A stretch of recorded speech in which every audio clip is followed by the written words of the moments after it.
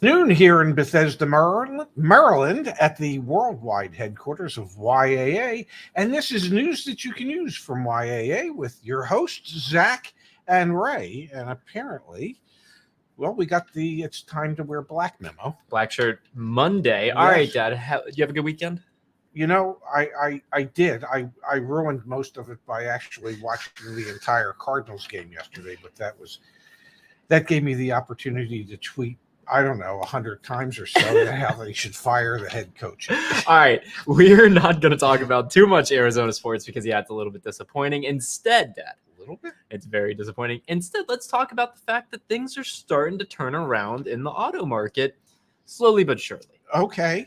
We have, Dad, and I titled today's stream as a homage to automotive news. U.S. vehicle inventory is at highest point since June of 2021. That's a good sign. It's a great sign. We've done videos on this. We've talked about it here and there, but truly we are seeing a turnaround in the amount of inventory that car dealers have on hand, and their days supply of that inventory is going up as well. We're seeing more car deals being able to be made. And quite frankly, Dad, I think I shared it on Saturday night's stream. I'm getting more emails from car dealers than I have in months past because they're just looking for ways that they can sell cars. This is a different reality, or this is a new reality compared to where we've been for the past couple months. And we're starting to see some of the manufacturers offering up decent incentives again, whether it be cash rebates, whether it be subvented interest rates. And what subvented interest rates means is that the captive lender artificially buys down the interest that they charge you. The manufacturer pays the captive lender the difference between what they really should be selling it for and what they're selling it for now. So you get to take advantage of subsidized interest rates. And in some cases, you can take advantage of both the cash rebate and the subsidized interest rate. Now, typically, as I used to say when 0% interest first came out many years ago, and I used to look at customers when I didn't have 0% interest rate to offer to them, typically I would say that the reason there's 0% interest rates on those cars is because, well, there's zero interest in those cars. So typically when you have subvented interest rates, it's because, well, there's less demand for those vehicles than there are other models. Let's go to the chat really quickly here, or let's just ask everyone in the community, what are you seeing in your area? So are you seeing those incentives? For example, someone sent in directly to me on Instagram, Ford dealer in Arizona, in the Tucson area, $2,000 cash incentive on an F-150. We have still in some areas the Ram 1500 you can get for 0% financing. What are you seeing in your area in terms of incentives? And what are you seeing in your area in terms of inventory levels? We have today, Dad, if you scooch over, I know it's tough, so I'll scooch. No, the other way. What? Oh. We have lots of cars behind us today. Yeah. Whether they actually exist or that's just a picture from years gone by. But that's the thing, is let us know what you're seeing in your area, because we are, from Automotive News, from Cox Automotive, even from FourEyes, we're starting to see an uptick in the amount of inventory on dealers' lots. And here you go. But Jimmy's letting us know. 0 here in Massachusetts. Okay, good to hear. Okay. Good to hear. We want to hear from others here. And wow. Love this. Thank you, Justice. Got 4 members RAV4 hybrids at MSRP last week. Very different than last month. Wow. So please do share what you're seeing in your area while you're doing that. And Justice, if you can, could you give us some idea as to where those customers were? Because I'm guessing they're not all just in, I don't know, the Sacramento area. Yeah, true. Ashley, thank you for this perspective. Still low in South Georgia. We've got no Foresters and Outbacks. They can't leave lot. Yeah, we still have the stop sale on the Outback, as far as I'm aware. The 0% financing is in Maine for the Ram. Here we go. Eastern Shore of Maryland is loading up on inventory. The Mile of Easton is finally looking. So, I mean, we are finally starting to see it happen. And I think, Dad, as quickly as we went to dealers having crazy additional dealer markups and used cars selling for way above original MSRP, it seems like pretty quickly we're heading back in the other direction. And I wouldn't be surprised every single month Cox Automotive looks at the percentage of incentives as a percentage of average transaction price. Yes, that it will be going up. It'll be going up. It's sitting around 2.1%, when historically it's usually been around 8 or 9%. Do I expect it to get to the 8 or 9% in any time soon? No, but if it went up to 4%, that would still be still bode well for consumers out there, that we're seeing the manufacturers making adjustments, knowing what the future holds. They're seeing it. They're seeing it before you and I, and they're making minor adjustments. What was that from Justice? That was from Justice. So Mountain States Toyota in Colorado and Earl Stewart Toyota in Florida. There you go. Yeah. Nationwide from both sides of the country. We've got all sorts of Enterprise AR is getting the same email frenzy that I'm getting in my inbox. That wasn't happening months ago. No. The only emails you were getting was, hey, do you want to sell your car to us? Or, hey, you're 12 months into a 36-month lease. Let us buy you out. Like, that's what the emails used to be.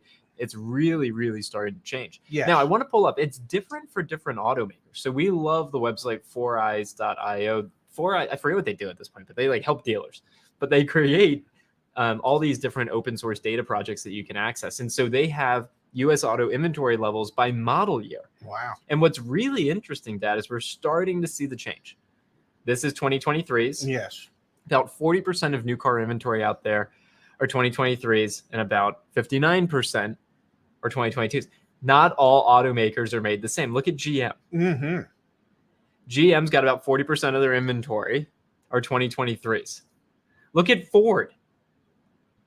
3.6%. So things are going to look different at different automakers. Stellantis, they're also pretty low, 17.3%. So if you're looking for a new car, if you're at GM, sure, maybe that's a 2023 Chevy, or maybe that's a 2023, Silverado, whatever you want to call it. Ford is not going to be a 2023. You're not finding any 2023s on their lot no time soon. Wow. Can look at some of the Asian brands. If we can. Let's do it. What do you want? Who do you want to compare? Let's look at Subaru. Let's look at Subaru. Let's look at Mazda. Let's look at Mazda. And look at Toyota. And let's look at Toyota. They're some of your big players. All right, let's start over here with Subaru. Can you just take in for a moment here? Wow. Subaru used to have 60,000 vehicles in inventory at a time. The numbers are way down, obviously, still. Yes. But Subaru has more 2023s in inventory, 58.3% 2023s compared to, 40-ish percent on 2022s. Look at Mazda, Dad. Mazda's 73.3% 2023s. So they've done the changeover. Yes. Toyota struggling mightily. They're only at 40%. And the number of cars they have is still down significantly. Relatively low. Wow. Yeah. So this obviously does translate to more buying power, but at the same time, interest rates continue to go up. So it's that tricky, combination of the two. The price of the vehicle may go down. The interest rate's gone up. The car payment might be equal to or slightly more, even though the price has gone down.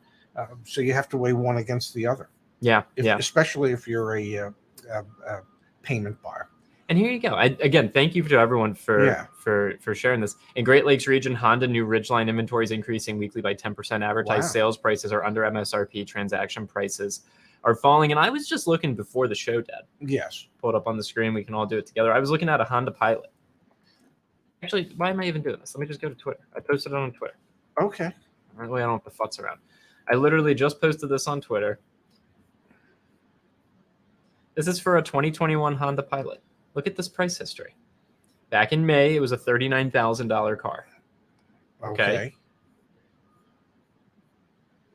Wow. $31,875. It seems to me like they've taken almost $8,000 off. And that's for a vehicle that new car supply of Honda Pilots is not great relative to where it was, but demand has just slowed down so much that even we're seeing this on the used car side. And our only hope is that when we see those prices, that those are the legitimate prices. Those are the actual prices that they're asking for the vehicle. And not to knock what we do, but when we try to give you an out-the-door price, that's based on an estimate of all the fees for that area.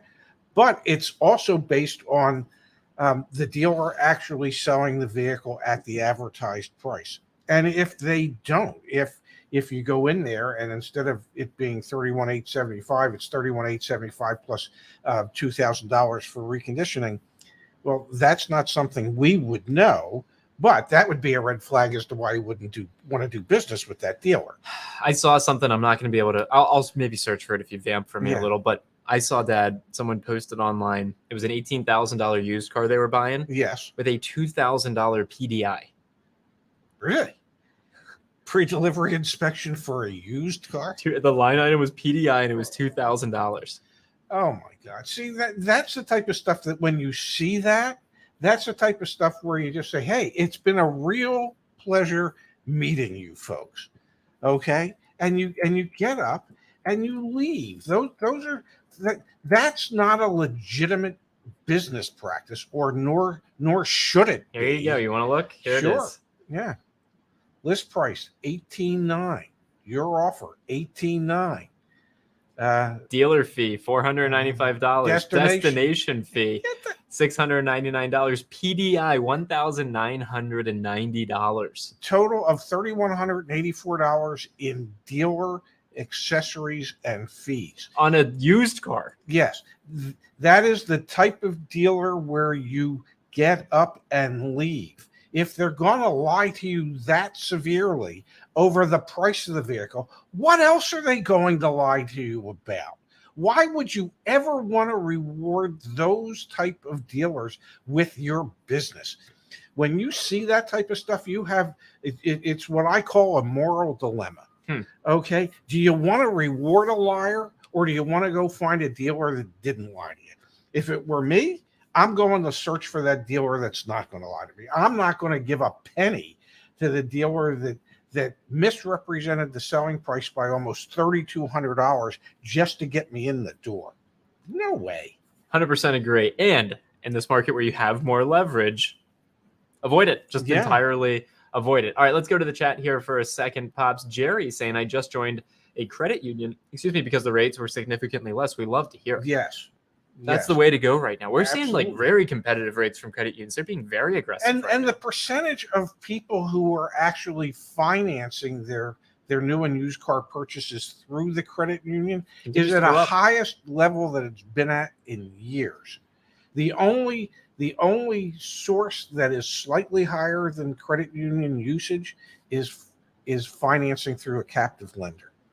I want to see that keep going up, and I hope that YAA and CarEdge and everyone here, we can all help credit unions get more and more activity. All right, we've got an interesting question here from Howard, Pops, and then we'll switch gears. Okay. Do you think the manufacturers will stop manufacturing to quell higher stock? This is fascinating because we are still well below where we traditionally have been. September of 2020 was 2.4 million vehicles in inventory, and we're at 1.35. So 1.3 to 1.4. And we're already starting to see some behaviors creep back, negotiation, incentives, et cetera. Do you think the OEMs are all going to come together and say, you know what? We're better off when we limit supply and raise prices, or is it back to the race to the bottom? They're going to produce as much as possible. Well, I don't think they're going to produce as much as possible, but they have to produce. Okay, there's minimum numbers that they need to produce. Mm-hmm. And at a certain point, you probably get to the point where you go, okay, we can still make more money than we had been in the past, even if we increase our inventory by 20 or 30%. We can still hold our incentive and marketing costs down to a certain degree, and still keep demand somewhat high with lower inventory levels. So manufacturers need to manufacture. That's where the money comes from. It doesn't necessarily come from, okay, we normally build 1 million. We're going to be able to make as the same type of profit level by only building 250,000. No, it doesn't necessarily work like that. Yeah. And we read from Cox Automotive an opinion piece saying, well, we're never going back to the way it used to be, when in reality we could. Well, will we get to the point where, like in 2019, the average monthly on-hand new car inventory in this country was somewhere between 3.4 and 4 million vehicles. Will we get back to that? I don't suspect we would ever get back to that. Could we see that number grow to 2 million, to be about 50% of what it used to be. And if it's at 50% of what it used to be, you'd have enough on-hand inventory for those people who want to go in on a Saturday or whatever day it is, pick out a car, find the car, and go home in that car. And for others who want to put their name on the allocation list for a particular car, they can do that and wait. So I think at about 2 million cars in inventory, it gives you the best of both worlds. So I don't think we'll see manufacturers really cutting back production until inventory levels raise to more than 2 million. All right, fair. That's just me. We have already seen like Jeep, for example, they cut back one of their at one of their factories for production. Jeep's one of the brands with the biggest incentives right now. All the Stellantis products. I want to switch gears, Pops, and head in a slightly different direction for a moment here. We announced it on the Saturday Live show, and it's still going on. We got this post actually on the community forum. Membership, is the half sign up still going on? It is, folks. You can actually join. Please explain it. This is for YAA Plus. This is the brand new membership. So when you're on the website, click either right here, or if you go under membership, click on YAA Plus. If you want to join YAA without getting our maintenance and repair discounts, which you should want the maintenance and repair discounts. They literally pay for themselves. Mark is subject A here. He literally saved $310 in about 60 seconds by just leveraging his YAA Plus membership. But if you don't want that, sign up for the car buying program. You can sign up for 3 months at $60. I would recommend, since the car buying program is part of YAA Plus, you just sign up for YAA Plus, which is $120, but it's 50% off. So yes, it's normally $120. So right now you can get that for $60. Exactly. I have no clue how long we're going to run this. Not long. Probably not forever. Let me help you with that. We're running it down. I mean, it's your business. You are the CEO. But as your father and somebody who spent years in business, you're not running that for that long. Yeah, not forever. No, forever. It better be gone by the end of the month. You're right. The other thing I'll mention is the merch shop. Under resources, click on shop. We're going to do a better job putting all these links in places. We have seen an uptick in merch orders. All right. I didn't share this with you, but we've seen a significant uptick. We also put the original, the OG. If it's taxable, it's negotiable. I like it, and we also have knowledge is power. So please, I like that. If you go to a dealership, wear your merch, take a selfie in it, and then post it back on the YAA community forum. It would be fantastic to see more of that happening. Yes. And if you can get your sales associate at those dealerships, I don't know, to be in that picture with you, smiling and giving you a thumbs up, that would be even better. That would be fantastic. All right, Dad. Yes. We have some interesting insights from Cox Automotive. We do. So Cox Automotive is, and let's actually start here. The FTC has these proposed rules. Yes. These proposed rules that would rein in the shady behavior of many car dealers. Now, Cox Automotive, and we were huge champions of that. Google search FTC dealer rules, it'll pop up. Yes. Cox Automotive went out to their audience and they polled their dealers.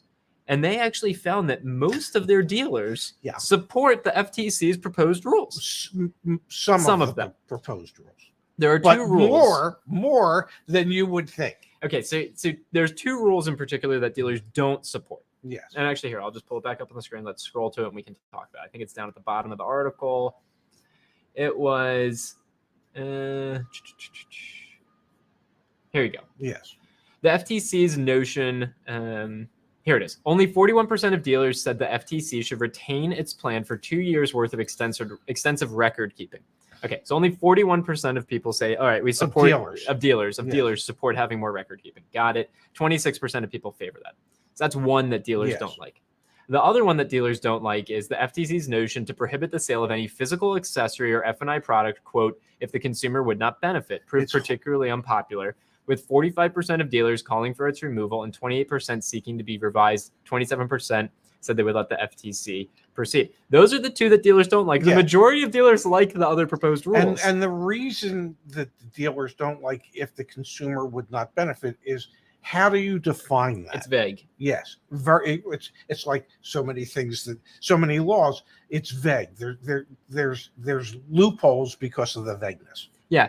But it is fascinating to read through that data, Dad, and see that many dealers say, we already do this stuff. Or at least they think they do. Yeah, at least they think they do. Yes. It is good, though, I think, to see people come out and support this, especially when the NADA, their dealer, the dealer body, the lobbying group, is fighting this tooth and nail. Yes. And for individual dealers to come out and say, you know what, no, this wouldn't be the end of the world. Yeah, I love that. Especially the dealers that, for instance, you showed the pricing of that one car at $18,900, and then there was $3,200 worth of dealer stuff. Well, the good dealers want there to be fairness in how prices are advertised on the internet.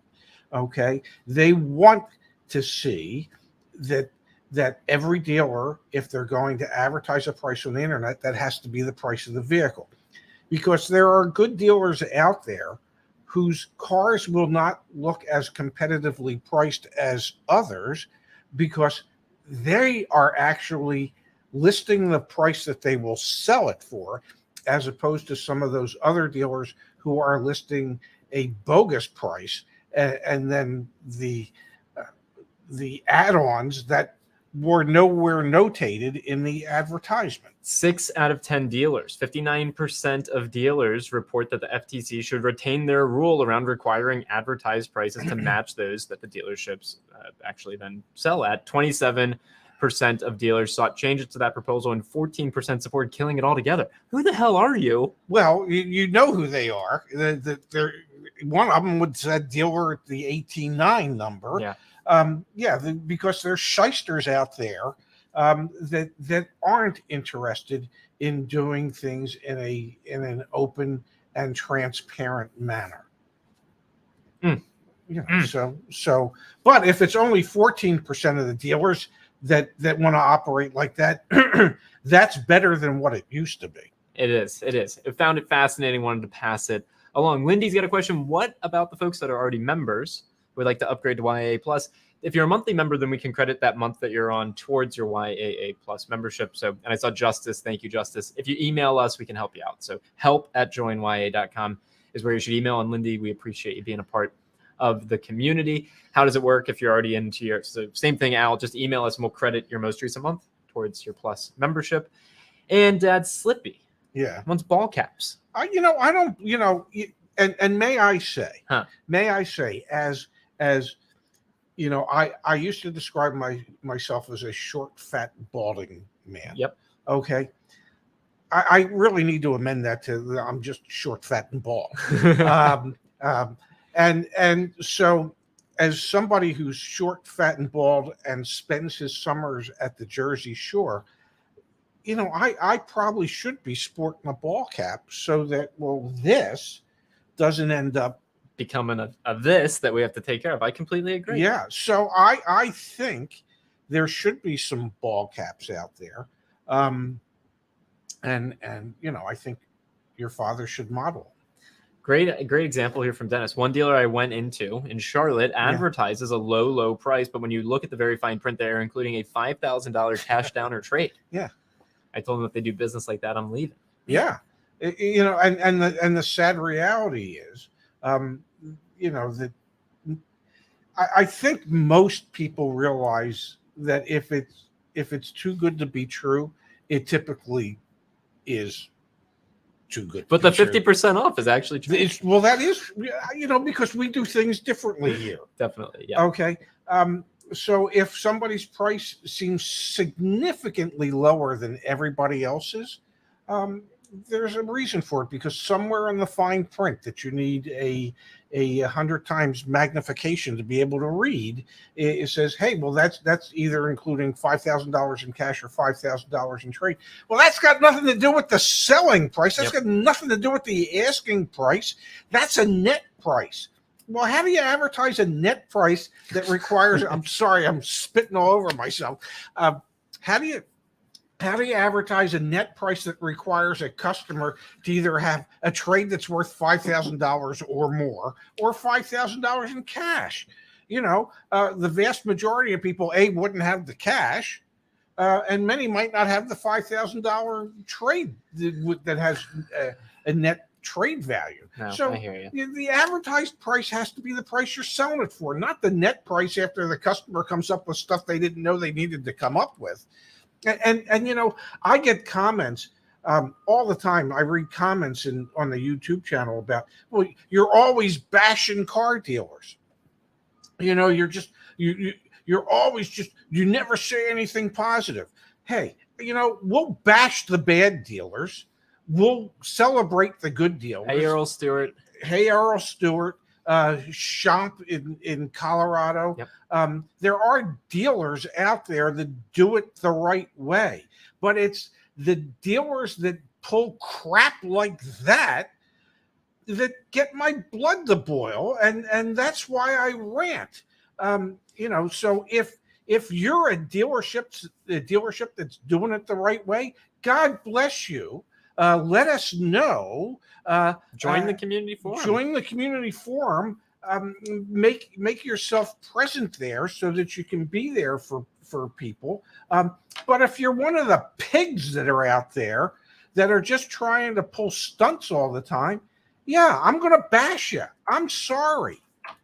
You hear that Albertsons news? Because he said bash you, and it reminded me of bashes. Oh my God! Did you? Yeah, Albertsons is going to be bought by Kroger. Yep. Okay, and I saw a tweet the other day that listed all the food stores, all the grocery they own stores everything, man. that they would then own. They own everything. And if you think that your groceries are expensive now. Okay, well, wait till there's one company that controls, I don't know, 12 or 15 of the supermarket chains out there. What do you think's going to happen to prices then? All right, I want to pull up on the screen again to reiterate what you were just describing, Dad. Here is Earl Stewart of Earl Stewart Toyota on the community forum. He's literally in here. Yes. Anna, thanks for trusting my dealership with your purchase. I'm sorry the wait will be so long. Contact me personally if I can help you with any way. That's who Earl is. So, yes, you can be part of our community if you're doing things the right way. Yeah, you really can. Yeah. All right, may we take a moment, Pops? May we take a quick moment? Can you listen up really loud? Yeah. Let me turn up my hearing aids.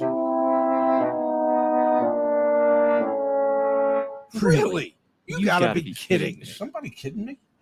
All right, Dad. We talk about it all the time. Yeah. The lack of affordability of vehicles, and now we are going to get into it even more. I don't know why I have this ad, but there you go. That's the ad I've got over on top of your head. I was trying to get rid of it, but whatever. Wow. Decent chunk of Ford owners. What have you chunk of Ford owners. What have you been clicking on? Decent chunk of Ford owners. Yeah. Because those ads follow you, so there's a reason. Decent chunk of Ford owners. Yes. We can talk after this. Decent chunk of Ford owners have $1,000 plus monthly payment. What's a decent chunk, Dad? Okay, and what's the national average? And the national average today of people who have financed their cars that have a payment of $1,000 or more, which, by the way, $1,000 or more is ridiculous. Yeah, okay, for a car. But that's just me. But the percentage of those is 14% of all loans out there that are taken out have a payment of $1,000 or more. But at Ford, 25% of Ford owners are shelling out $1,000 a month or more for their vehicles. I didn't realize there was a Ford out there that was worth that kind of money. But disbelief when you see that. Disbelief. Well, absolutely. I mean, that's a mass market brand. Okay. And we know from the people that we try and help on our website and the forums that, most people can't afford $1,000 a month or $700 a month, or many struggle at $500 a month. Because if you have to make a decision between your mortgage and your car payment and your rent and your food, right now, people are still somewhat enamored with their car payment, and they think, well, it's more important to make that than say pay your monthly credit cards. That's what TransUnion was saying. Yeah. And here's the really good news: if that's the case, then I'm guessing those people that would rather make the car payment are using their credit cards to buy their groceries and then not paying for it. But the point is that's not sustainable for the vast majority of people. You cannot convince me that you will ever convince the vast majority of Americans that their automobile payment should be $1,000 or more a month. For a lot of people, that would be more than their mortgage payment. It's insane, man. Oh, it is insane. Yeah. All right, let's end the show with some good news, Dad. If you are in the state of Florida and you were affected by Hurricane Ian, we have for this month partnered with Lemon Squad and the Car Mom. So proud of this. 15% discount if you're in the state of Florida on a pre-purchase inspection. Can you just talk for a moment why it is so important to get a pre-purchase inspection in this market if you're buying a used vehicle, and especially if you're in Florida? Yeah, well, a pre-purchase inspection on any pre-owned car is a prerequisite as far as we're concerned. Definitely. Because, dealers today just aren't doing as much reconditioning as they had been in the past. And a lot of bad cars are being passed off to people. There will be a lot of flood cars that are going to be making it to auctions all across this country. And a lot of unsuspecting people will be buying cars that had been flooded. And in Florida, it obviously it could be even worse because of the conditions that they lived through just 2 weeks ago. So it is more important than ever to get a pre-purchase inspection done on any used car that you're looking at. And we know as a matter of fact that a lot of the vehicles that are being purchased at auction, the condition reports that are filed on behalf of those vehicles, in many cases are BS. That the condition of the vehicles is much worse than what the reports indicate, and the quality of the cars running through the auctions at the moment is much lower than it's ever been. Yep. So for those of you in Florida who have suffered tremendous losses over the past couple of weeks, we realized, and I suggested this to Zach when it happened. Yeah. I said, people are struggling in Florida. It's tough. It was tough before the hurricane. Okay. The hurricane only made it worse. Is there some way we can get Lemon Squad and you said, and let's tie in the Car Mom. Let's tie in Kelly if we can, to see if we can get them to give a discount to the good folks in Florida who are struggling at the moment and need to save a few dollars wherever they can. You approached Kelly, you approached Lemon Squad, and everybody agreed that it was in the best interest of Floridians to be able to do this, and they've made it so. Yeah, quick turnaround too. So super proud of that. Join yaa.com/inspection. And Suzanne, I did see, she tagged me on a TikTok. There's already vehicle. I was about to say saltwater cars, flood damaged cars showing up on Copart auctions, dealer auctions. It's happening left and right. Rodney's got a great question for you, Dad. Should I put a deposit on a vehicle before the pre-purchase inspection? You can put a deposit on the vehicle and make it contingent upon a satisfactory pre-purchase inspection. And if the pre-purchase inspection is not satisfactory, then the deposit is refundable. And state that on the buyer's order. Have the general manager of the dealership sign that, and you sign it. Absolutely. Friendly reminder to everyone. I'm going to pull up Richard's comment here. Richard brought the YAA extended warranty, $1,509 for 84 months, 85,000 miles, saved a ton over what was being offered at the dealership. Friendly reminder to everyone. Back on the join yaa.com website. If you don't want to become a member, you don't want to get YAA Plus at the 50% off discount, that is fine. Just use the website to search for cars. If you're going to sell a car, compare multiple offers in literally minutes.